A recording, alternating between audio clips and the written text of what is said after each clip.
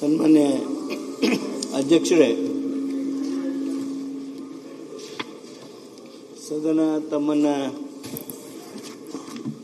ಈ ಸ್ಥಾನಕ್ಕೆ ಅವಿರೋಧವಾಗಿ ಆಯ್ಕೆ ಮಾಡುವ ಮೂಲಕ ಸಭೆಗೆ ಒಂದು ವಿಶೇಷವಾಗಿರ್ತಕ್ಕಂಥ ಮೆರುಗು ಬರುವ ಹಾಗೆ ತಮ್ಮನ್ನು ಆ ಸ್ಥಾನದಲ್ಲಿ ಇವತ್ತು ಕೂರಿಸಿದ್ದಾರೆ.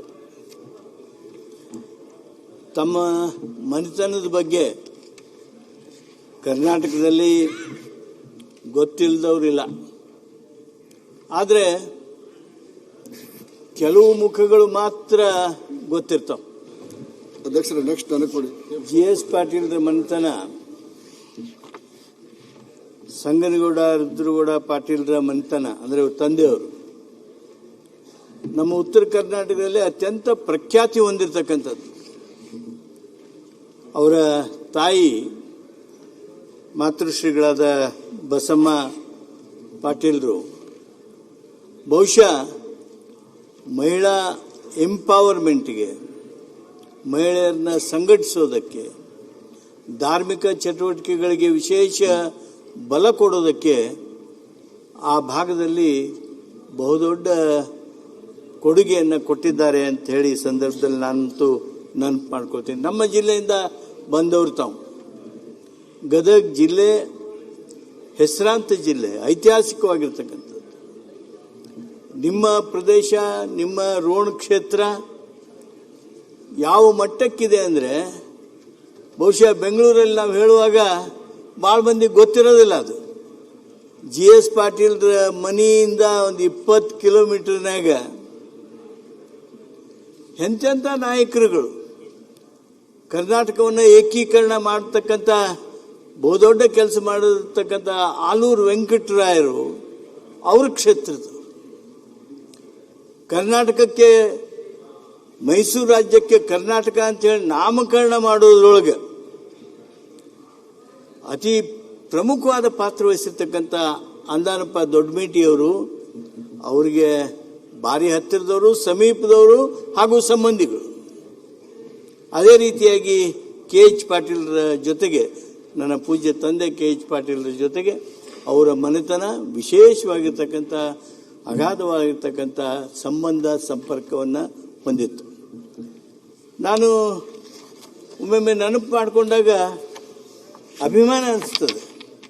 GS ಪಾಟೀಲ್ರ ಕ್ಷೇತ್ರ, ಅವರ ಸುತ್ತಮುತ್ತಲಿನ ಗ್ರಾಮಗಳು ಯಾರ್ಯಾರನ್ನು ಕೊಟ್ಟವು ರಾಷ್ಟ್ರಕ್ಕೆ, ನಮ್ಮ ಕನ್ನಡ ನಾಡಿಗೆ? ಚಾಮರ್ಸ್ನನ್ನು, ನೈಸೇನನ್ನು, ಶಾಸನಮಲ್ಲನನ್ನು, ಅವ್ರಿಗೆ ಸಮೀಪವಾಗಿರ್ತಕ್ಕಂಥ ಗದಗ ಜಿಲ್ಲೆ ಕುಮಾರವ್ಯಾಸನನ್ನು, ಇವರೆಲ್ಲರನ್ನ ಆ ಕ್ಷೇತ್ರ ನೀಡಿದೆ. ಆ ನೆಲದಿಂದ GS ಪಾಟೀಲರು ಇವತ್ತು ಈ ಎತ್ತರಕ್ಕೆ ಕರ್ನಾಟಕದ ಈ ವ್ಯವಸ್ಥೆಯೊಳಗೆ ಅತ್ಯುನ್ನತ ಸ್ಥಾನದಲ್ಲಿ ಬಂದಿದ್ದಾರೆ. ನಿಮಗೆಲ್ಲರಿಗೂ ಆಶ್ಚರ್ಯ ಆಗ್ಬೋದು, ಸಂಗೀತದೊಳಗೆ ಯಾರ ರತ್ನ ಇದ್ರೆ, ಭಾರತ ರತ್ನ ಇದ್ರೆ ಒಬ್ಬನೇ ಒಬ್ಬ GT ದೇವೇಗೌಡರ, ಭೈರತಿಯವರ ಒಬ್ಬನೇ ಒಬ್ಬ ಪಂಡಿತ್ ಭೀಮಸೇನ್ ಜೋಶಿ. ಅವರು ಜನ್ಮ ತಾಳಿದ್ದು ಅವ್ರ ಮನೆ ಹತ್ತಿರನ. ನಿಮಗೆ ಬಹಳ ಸಂತೋಷ ಆಗುತ್ತೆ. ಅವರಂತೂ ಅಭಿಮಾನದಿಂದ ಬೇರೆ ಬೇರೆ ಸಂದರ್ಭದಲ್ಲಿ ಇಲ್ಲಿ ಹೇಳಬೇಕಾಗುತ್ತೆ. ಇವತ್ತು ಗಿರಡಿ ಗೋವಿಂದರಾಜರಿರಲಿ, ಚನ್ವೀರ್ ಕಣಿವೆ ಅವರಿರಲಿ, ಸೋಮಶೇಖರ್ ಇಮ್ರಾಪುರ್ ಇರಲಿ, ಇವರೆಲ್ಲ ಆ ನೆಲದಿಂದ ಬಂದವರು ಅನ್ನೋದನ್ನು ನಾನು ಈ ಸಂದರ್ಭದಲ್ಲಿ ನೆನಪು ಮಾಡ್ಕೋತೀನಿ. ಇವರ ರಾಜಕಾರಣ ಇವತ್ತೆಲ್ಲ ನಾವೆಲ್ಲ ಏನು ನೋಡ್ತಾ ಇದ್ದೀವಿ, ಬರೇ ರಾಜಕಾರಣ ಮಾತ್ರ. ಏನು ಮಾಡಿದೆ ಅನ್ನೋದು ನೋಡ್ಬೇಕಾದ್ರೆ ಇವರ ತಂದೆಯವರು ಸಂಗನಗೌಡರು ಶಾಲೆ ಕಟ್ಟಿಸಿದ್ದನ್ನು ನೋಡಬೇಕು.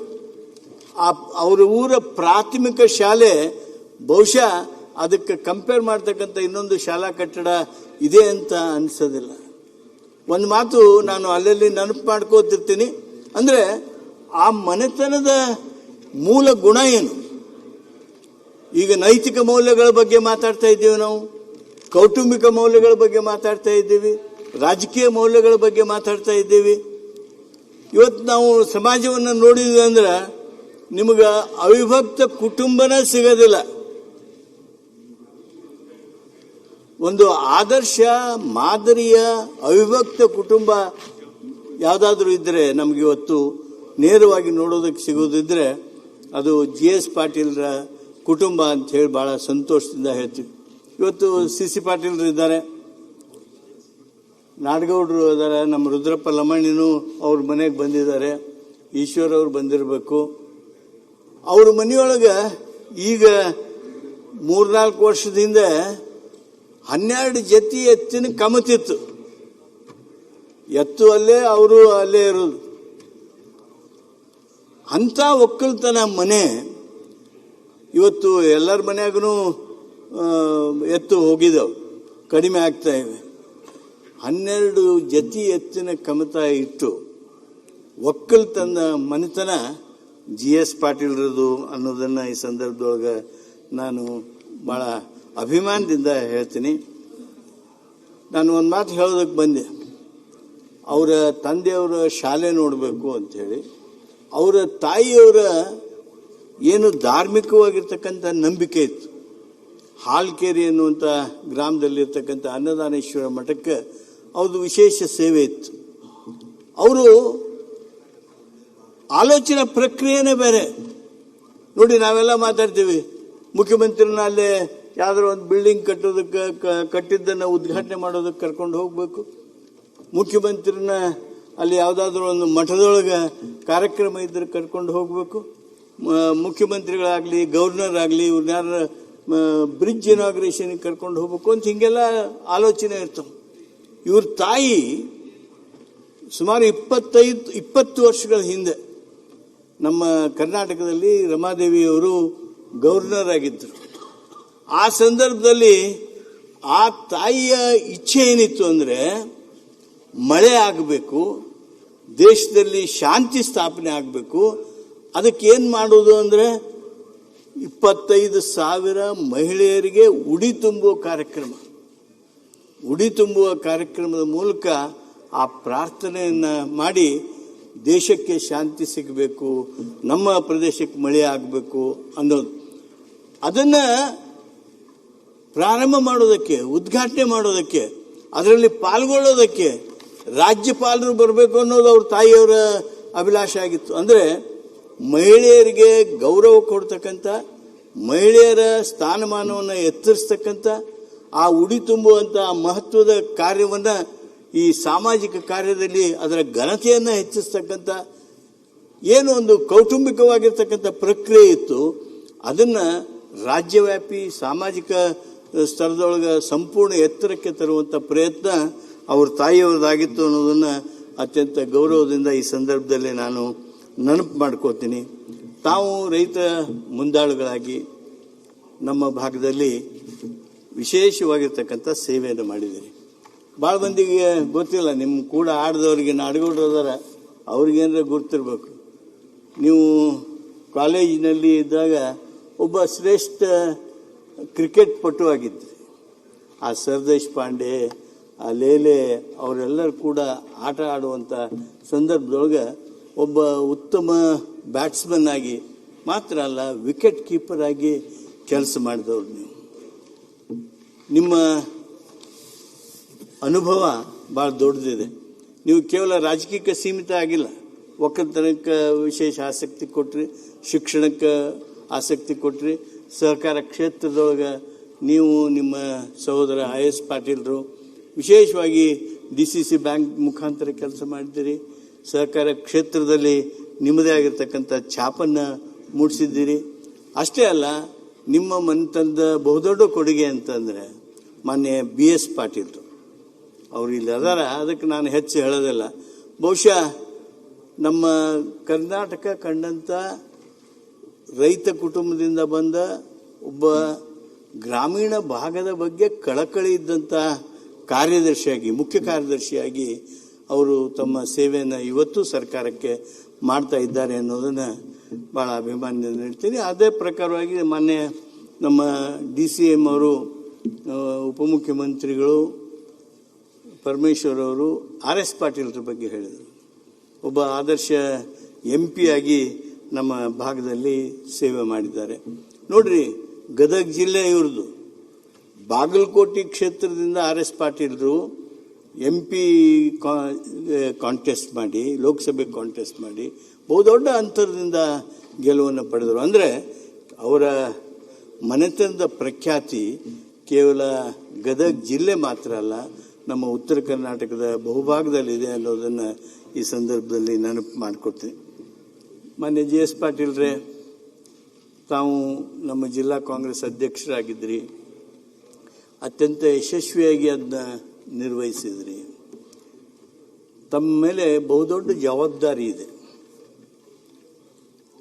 ಏನು ನಮ್ಮ ಜಿಲ್ಲೆ ರಾಜಕಾರಣದಲ್ಲಿ ಕೊಡುಗೆಯನ್ನು ಕೊಟ್ಟಿದೆ, ಆ ಕೊಡುಗೆ ಕೊಟ್ಟಿರ್ತಕ್ಕಂಥ ಏನು ಹೆಸರುಗಳಿವೆ, ಅದು ಆಲೂರು ವೆಂಕಟರಾಯರು ಇರ್ಬೋದು, ಹುಯಿಲ್ಗೋಳ್ರು ಇರ್ಬೋದು, ಅಂದಾನಪ್ಪ ದೊಡ್ಡಮೇಟಿಯವರು ಇರ್ಬೋದು, KH ಪಾಟೀಲ್ರು ಇರ್ಬೋದು, ಇವರೆಲ್ಲರ ಜೊತೆಗೆ ನಿಮ್ಮ ಹೆಸರು ಸೇರುವಂಥ ಒಂದು ದೊಡ್ಡ ಅವಕಾಶ. ನಿಮ್ಮ ಪ್ರಯತ್ನ, ನಿಮ್ಮ ವಿಶ್ವಾಸಕ್ಕೆ ತೆಗೆದುಕೊಳ್ಳುವಂಥ ನಿಮ್ಮ ಶೈಲಿ, ಏನು ನಿಮ್ಮದು ಫ್ರೆಂಡ್ಲಿ ನೇಚರ್ ಏನಿದೆ, ಆ ಫ್ರೆಂಡ್ಲಿ ನೇಚರು ಇಂಥವರ ಜೊತೆಗೆ ನಿಮ್ಮ ಹೆಸರು ಕೂಡಿಸ್ತಕ್ಕಂಥದ್ದು ಆಗ್ತದೆ. ನಾನು ಒಂದು ಮಾತು ಈ ಸಂದರ್ಭದಲ್ಲಿ ನೆನಪು ಮಾಡಿಕೊಳ್ಬೇಕು. ಬಹುವರ್ಷದಿಂದ ಅನ್ನದಾನೇಶ್ವರ ಮಠ ಏನು ಹಾಳ್ಕೇರಿ ಇದೆ, ಅವ್ರದ್ದು ಶೈಕ್ಷಣಿಕವಾಗಿ ಬಹುದೊಡ್ಡ ಚಟುವಟಿಕೆಗಳು, ಅದರ ಮುಂದಾಳತ್ವವನ್ನು ವಹಿಸಿದ್ದವರು. ಅದಕ್ಕಿಂತ ಹೆಚ್ಚು ಪುಟ್ಟರಾಜ ಗವಾಯಿಗಳ ಮಠಕ್ಕೆ, ಪಂಚಾಕ್ಷರಿ ಗವಾಯಿಗಳ ಮಠಕ್ಕೆ, ಯಾವ ಮಠ ಯಾವುದು ಮಾನವ ಹಕ್ಕುಗಳನ್ನು ಎಲ್ಲರಿಗೂ ಸಿಗಬೇಕು ಅಂತೇಳಿ ಪ್ರಯತ್ನ ಮಾಡಿದವರು, ಅಂಧರ ಸೇವೆಯನ್ನು ಮಾಡಿದವರು. ಅಂಥ ಮಠಕ್ಕೆ ಮುಖ್ಯಸ್ಥರಾಗಿ ಬಹುವರ್ಷ ಕೆಲಸ ಮಾಡಿದ್ದೀರಿ ಅನ್ನೋದನ್ನು ಈ ಸಂದರ್ಭದಲ್ಲಿ ನಾನು ನೆನಪು ಮಾಡ್ಕೋತೀನಿ. ನೀವು ಅಲ್ಲಿ ಕೂತಾಗ ನಮಗೆ ಅನಿಸೋದು, ವೈಕುಂಠ ಬಾಳಿಗ ಅವ್ರನ್ನ ನಿಮ್ಮಲ್ಲಿ ನೋಡಬೇಕು ಅಂತೇಳಿ, ಮಾನ್ಯ BG ಬಣಕಾರ್ ಅವ್ರನ್ನ ನಿಮ್ಮಲ್ಲಿ ನೋಡಬೇಕು. BG ಬಣಕಾರ್ ಅವರು ಕೇವಲ ಇಲ್ಲಿ ಬಂದವ್ರನ್ನ, ಇಲ್ಲಿ ಕುಂತವ್ರನ್ನ ಸುಮ್ಮನೆ ಕೂಡು ನೀ ಮಾತಾಡೋದು ಸುಮ್ಮನೆ ಕೂಡು, ಒಟ್ಟಿದ್ದನ್ನು ಹೆಂಗಾರ ಮಾಡಿ ದಿವಸ ಮುಗಿಸ್ಬಿಡ್ಬೇಕು ಅನ್ನುವಂಥ ಆಲೋಚನೆಯನ್ನ ಮಾಡಲಿಲ್ಲ ಅವರು. ಏನು ಶಾಸಕನಿಗೆ ಅನ್ಯಾಯ ಆಗಿದೆ, ಶಾಸಕನಿಗೆ ಶಾಸಕನ ಕ್ಷೇತ್ರಕ್ಕೆ ಕೊಟ್ಟಿರ್ತಕ್ಕಂಥ ಏನು ಸ್ಯಾಂಕ್ಷನ್ ಮಾಡಿರ್ತಕ್ಕಂಥ ಬಜೆಟ್ ಇದೆ, ಅದು ಬಂದಿರಲಿಲ್ಲ ಅಂದ್ರೆ ಅವ್ರ ಕ್ಷೇತ್ರಕ್ಕೆ ಯಾಕೆ ಹೋಗಿಲ್ಲ ಗ್ರಾಂಟ್ ಅಂತ ಹೇಳಿ ಸಭಾಪತಿ ಪೀಠದಿಂದ ಫಿನಾನ್ಸ್ ಡಿಪಾರ್ಟ್ಮೆಂಟ್ ಸೆಕ್ರೆಟರಿನ ಕರೆದು ಯಾಕ್ರಿ ನಮ್ಮ ಶಾಸನ ಸಭೆ ಬಜೆಟ್ ಪಾಸ್ ಮಾಡಿಕೊಟ್ಟ ಮೇಲೆ ಅದರ ಪ್ರಕಾರ ಯಾಕೆ ಕಳಿಸಿಲ್ಲ ನೀವು? ಈಗೆಲ್ಲ ವ್ಯವಸ್ಥೆ ಹದಗೆಟ್ಟು ಹೋಗಿದೆ.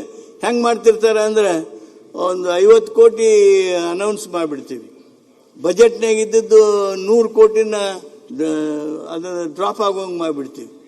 ಅದು ಯಾವುದೂ ಆಗದ ಹಾಗೆ ಎಲ್ಲ ಶಾಸಕರ ಕ್ಷೇತ್ರಗಳಿಗೆ ಕೊಟ್ಟಿರ್ತಕ್ಕಂಥ ಹಣ, ಈ ಶಾಸನ ಸಭೆಯನ್ನು ಬಜೆಟನ್ನು ಮಂಡನೆ ಮಾಡಿ ಬಜೆಟನ್ನು ಪಾಸ್ ಮಾಡಿಕೊಟ್ಟಿರ್ತದ, ಅದು ಆಗು ಹಾಗೆ ಮಾಡಿರ್ತಕ್ಕಂಥ ಬಣಕಾರ್ ಅವ್ರನ್ನ ನಿಮ್ಮಲ್ಲಿ ನೋಡಬೇಕು ಅಂಥೇಳಿ ನಾನು ಈ ಸಂದರ್ಭದೊಳಗೆ ಭಾವಿಸ್ಕೋತೀನಿ. ಅದೇ ರೀತಿಯಾಗಿ ಸೌಮ್ಯತೆಗೆ MB ವೆಂಕಟಪ್ಪನವರು ತಮ್ಮದೇ ಆಗಿರ್ತಕ್ಕಂಥ ನಿಲುವಿಗೆ ಜನರಿಗಾಗಿ ಹೋರಾಟ ಮಾಡೋದ್ರೊಳಗೆ ಕಾಗೋಡು ತಿಮ್ಮಪ್ಪನವರು, ಶಾಸನ ಸಭೆ ಎಲ್ಲ ಸದಸ್ಯರುಗಳಿಗೆ ಮಾರ್ಗದರ್ಶನ ಹಾಗೂ ಆತ್ಮವಿಶ್ವಾಸ ತುಂಬುವುದ್ರೊಳಗೆ ರಮೇಶ್ ಕುಮಾರ್ ಅವರು ಏನು ಕೆಲಸ ಮಾಡಿದ್ದಾರೆ, ಆ ಕೆಲಸಗಳನ್ನು ತಾವು ಮಾಡ್ತೀರಿ ಅನ್ನುವಂಥ ವಿಶೇಷ ನಂಬಿಕೆ ನನ್ನಲ್ಲಿದೆ. ತಾವು ಈ ಒಂದು ಅವಧಿಯೊಳಗೆ ಅದು ಎಷ್ಟೇ ದಿವಸ ಇರಲಿ, ಅದು 1.5 ವರ್ಷ ಇರಲಿ, 2 ವರ್ಷ ಇರಲಿ, ಎಷ್ಟೇ ಇರಲಿ, ಈ ಅವಧಿ ಎಷ್ಟೇ ಕಡಿಮೆ ಅವಧಿ ಇದ್ರೂ ಸಹಿತ ಆ ಕಡಿಮೆ ಅವಧಿಯೊಳಗೆ ನಿಮ್ಮ ವಿಶೇಷವಾಗಿರ್ತಕ್ಕಂಥ ಕೊಡುಗೆ ಈ ಸದನಕ್ಕೆ ಸಿಗಲಿ. ನಾವೆಲ್ಲ ಈ ಭಾಗದೊಳಗೆ ಉತ್ತರ ಕರ್ನಾಟಕದ ಬಗ್ಗೆ ಮಾತಾಡಬೇಕು. ನಮಗೆ ಉತ್ತರ ಕರ್ನಾಟಕದ ಬಗ್ಗೆ ಮಾತಾಡಬೇಕು ಅಂತ ಅಂದಾಗ, ಅಲ್ಲಿ ಬೆಳಗಾವದಾಗ ಮಾತಾಡಿರಿ ಹೇಳ್ರಿ ಅಂತಿದ್ರು. ಉತ್ತರ ಕರ್ನಾಟಕದ ಬಗ್ಗೆ ಉತ್ತರ ಕರ್ನಾಟಕದಲ್ಲಿ ಮಾತಾಡೋದಲ್ಲ, ನಮ್ಮ ರಾಜ್ಯದ ರಾಜಧಾನಿಯೊಳಗೆ ಇಲ್ಲಿ ಮಾತನಾಡಬೇಕು. ಉತ್ತರ ಕರ್ನಾಟಕದ ಹಿಂದುಳಿಕೆ ಬಗ್ಗೆ ಇಲ್ಲಿ ಮಾತನಾಡಬೇಕು. ಅದಕ್ಕಾಗಿ ಅವಕಾಶ ಅವಧಿ ಸನ್ಮಾನ್ಯ ನಮ್ಮ ಖಾದರ್ ಸಾಹೇಬರು ಸಾಕಷ್ಟು ಕೊಟ್ಟಿದ್ರು ಸಹಿತ ಇನ್ನೂ ಹೆಚ್ಚಿನ ಅವಕಾಶವನ್ನು ತಾವು ಕೊಡಬೇಕು ಅಂಥೇಳಿ ಹೇಳ್ತಾ ಒಂದು ಮಾತು ನಾನು ಖಾದರ್ ಸಾಹೇಬರ ಬಗ್ಗೆ ಹೇಳೋದಕ್ಕೆ ಬಯಸ್ತೇನೆ.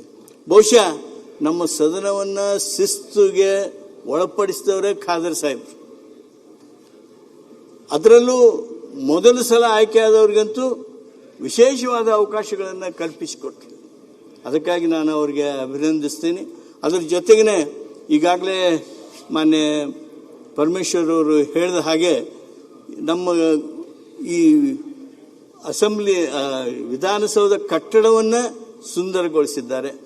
ಅದಕ್ಕಾಗಿ ಅವರಿಗೆ ಅಭಿನಂದನೆ. ಆಮೇಲೆ ನಮ್ಮ ಹೆಗಡೆ ಅವರು ಇದಕ್ಕಿಂತ ಮೊದಲು ಇದ್ದಿರ್ತಕ್ಕಂಥ ಖಾದರ್ ಅವ್ರಿಗಿಂತ ಮೊದಲು ಇದ್ದ ಹೆಗಡೆ ಅವರು ನಮಗೆಲ್ಲರಿಗೂ ಗೊತ್ತಿದೆ. ವಿಶ್ವೇಶ್ವರ ಹೆಗಡೆ ಅವರು ನಮಗೆಲ್ಲರಿಗೂ ಗೊತ್ತಿದೆ. ಸಂವಿಧಾನದ ಬಗ್ಗೆ ವಿಶೇಷ ಚರ್ಚೆಗೆ ವಿಷಯ ತಗೊಂಡು ಬಂದರು ಅವರು. By speaker's chair, from speaker's chair he brought a subject to discuss on election reforms. ಬಹಳ ಅದ್ಭುತವಾಗಿರ್ತಕ್ಕಂಥ ಆಲೋಚನೆಯ ಪ್ರಕ್ರಿಯೆ. ಅಂಥ ಆಲೋಚನಾ ಪ್ರಕ್ರಿಯೆಯನ್ನು ಸಹಿತ ತಾವು ಅಳವಡಿಸಿಕೊಂಡು ಈ ಸ್ಥಾನಮಾನದಿಂದ ತಮ್ಮ ಎತ್ತರ ಏರಲಿ, ತಾವು ಯಶಸ್ವಿಯಾಗ್ರಿ. ತಮ್ಮ ಮೂಲಕ ನಮ್ಮ ಉತ್ತರ ಕರ್ನಾಟಕಕ್ಕೆ, ನಮ್ಮ ಗದಗ ಜಿಲ್ಲೆಗೆ ವಿಶೇಷ ಹೆಸರು ಬರುವಂತಾಗಲಿ, ತಾವು ಯಶಸ್ವಿಯಾಗಿ ಅಂಥೇಳಿ ಹಾರೈಸಿ ಮತ್ತೊಮ್ಮೆ ಈ ಸದನ ಏನೇ ಆಗಲಿ ಅದು ರಾಜಕೀಯವಾಗಿ ಹೆಸರು ಬಂದಿತ್ತು ಬಿಟ್ಟಿತ್ತು. ಸಿ ಪಾಟೀಲ್ರು ಹೊರಗೆ ಇದ್ರೂ ಸಹಿತ ಆ ಇಲೆಕ್ಷನ್ ನಡೆದಾಗ ನಾನು ಒಳಗಿರ್ಬೇಕಾಗಿತ್ತು ಅಂತ ನಿಮ್ಮ ಮನಸ್ಸಿನಾಗ ಅನಿಸ್ತಿತ್ತು. ಯಾಕೆ? ಆ ಪ್ರದೇಶದ ಅಭಿಮಾನ ಎಲ್ಲರೂ ಇದ್ದು ಮಾಡಿದ್ರೆ ಭಾಳ ಚಲೋ ಇತ್ತು. ಆದರೆ ನೀವು ಒಂದು ನಿಮಿಷ ಸಹಿತ ನೀವು ಹೋಗಿರಿ ಅಂತ ಅನ್ನೋ ಭಾವನೆ ನಮ್ಮೊಳಗೆ ಬರುವಂಗೆ ಮಾಡಲಿಲ್ಲ. ನೀವು ತಕ್ಷಣ ಅವರು ಆ ಕುರ್ಚಿಗೆ ಕರ್ಕೊಂಡು ಹೋಗೋದು ಸಹಿತ ವಿರೋಧ ಪಕ್ಷದ ನಾಯಕರು, ಮುಖ್ಯಮಂತ್ರಿಗಳು ಜೊತೆಯಾಗೆ ಅತ್ಯಂತ ಅಭಿನಂದಿಸಿ ಕರೆದುಕೊಂಡು ಹೋದರು. ಅದಕ್ಕಾಗಿ ಮತ್ತೊಮ್ಮೆ ಅವರಿಗೂ ಅಭಿನಂದಿಸ್ತೇನೆ, ತಮ್ಮೆಲ್ಲರಿಗೂ ಅಭಿನಂದಿಸ್ತೇನೆ. JDSದ ಶಾಸಕರು ಅವರು ಖುದ್ದಿದ್ದನ ನಿಮಗೆ ಸಹಕರಿಸಿದರು. ಅದನ್ನು ಸಹಿತ ನೆನಪು ಮಾಡ್ಕೋತಾ ಮತ್ತೊಮ್ಮೆ ತಮಗೆ ಶುಭ ಹಾರೈಸಿ ನನ್ನ ಮಾತು ಮುಗಿಸ್ತೇನೆ.